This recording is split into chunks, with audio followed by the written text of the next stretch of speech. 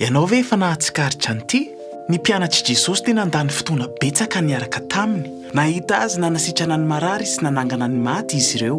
Ary reny izy ireo daholo ny fampianarana nataony. Ka noho izany, tsy misy mihitsy olona vonona kokoa noho izy ireo hampahafantatra an'i Jesosy amin'ny hafa. Kanefa talohan'ny niakaran'i Jesosy tany an-danitra, dia zavatra ohatr'izao no nolazainy tamin'ny mpianany. Mbola tsy vonona nareo, mbola misy banga izay ilainareo. Mila miandry an'ilay fanomezana avy any an-draiko izay omeny anareo. Hitanao, na dia toy ny ahoana aza ny fahalalan'ry zareo an'i Jesosy, raha tsy misy an'ilay fanomezana, izany hoe raha tsy misy ny fanahy masina sy ny heriny, dia tena tsy posibla ho an'ry zareo mihitsy ny hampita tsara ny afa-tsy Jesosy na miaina ny fiainana Kristianina. Ary raha marina tamin'ry zareo zany, tsy vao maika ve ho marina amintsika koa? Mila ny fanahy masina antsika. Aza ho mamony divay ianareo, fa aoka ho feno ny fanahy.